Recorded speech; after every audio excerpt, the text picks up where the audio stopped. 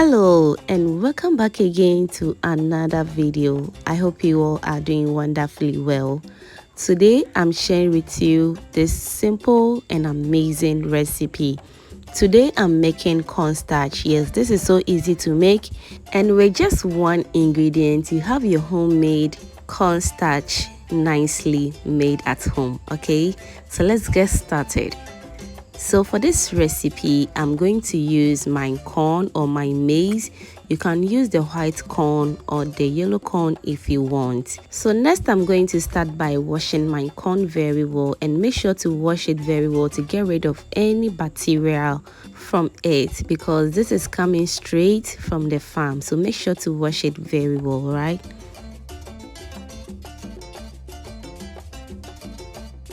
Okay, so after washing the corn nicely like this, I'm going to transfer the corn into a different bowl, add some water to it, and I'm going to soak this overnight. Or you can even keep this corn in the water for about 8 hours if you don't want to soak it overnight. Okay, so this is after 10 hours of soaking it, and it is showing signs of fermentation. But for this recipe, no need fermenting it. Okay, so 8 hours, 5 hours or 6 hours is enough for this recipe. We just want the corn to soften in very well. Okay, so wash it very well and transfer it into your mini blender. You can use your regular blender if you want. And I didn't add in any water to blend because I don't want it to be choking inside this blender at all. I want a very fine texture, just like this. But if you're using a normal blender, you can add in water to blend alongside with it if you want. It works perfectly fine. So I'm going to go in with some water, and make sure to add in enough water because we want to get enough cornstarch from the corn flour. Okay, so now mix everything together until you get a consistency like this, very watery and very creamy at the same time. Okay, alright, so next I'm going to be straining my corn. So I need some flour, sackcloth, and I'm going to be straining my corn to get rid of the chaff, remaining just the water from the corn. Okay, and if you are still watching this video at this point and you haven't subscribed to my channel, baby, what are you waiting for? Kindly do subscribe to my channel. While you're subscribing, don't forget to turn on the post notification bell so that anytime I post a new video, you'll be among the first person to be notified. Thank you so much for doing that.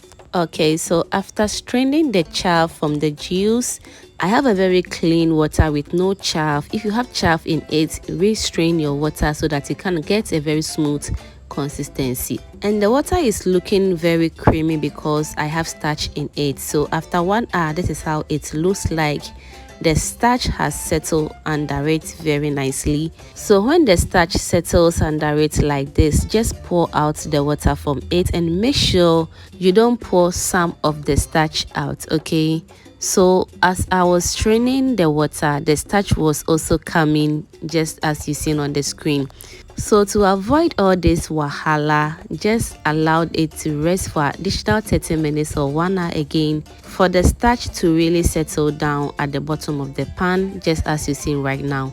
So I have less water in it, so I'm going to strain it out until I have no water in the starch again. Okay, so after that I'm going to place this in the sun for about 24 hours or 48 hours depending on your temperature, but approximately I dried this for almost 48 hours, and this is the end results. After almost 2 days of drying this is the end results. It's looking very dry and very nice. At this point, if you don't have a blender, you can use any material to mash it to get a very smooth consistency. If you have a rolling pin, you can use it if you want. As you can see, it's looking very smooth already, and that is what I'm looking for. So I'm going to make sure I have a very smooth consistency. So I'm going to transfer it into my blender and blend until I get a very smooth texture that I am looking for. And to my returning subscribers and new babies right here, you guys are too much. High five to everyone. Thank you for liking my video, sharing and commenting on my videos. farm, I am truly grateful. Thank you so much for doing that. So after blending the cornstarch, this is how it looks like. Very smooth.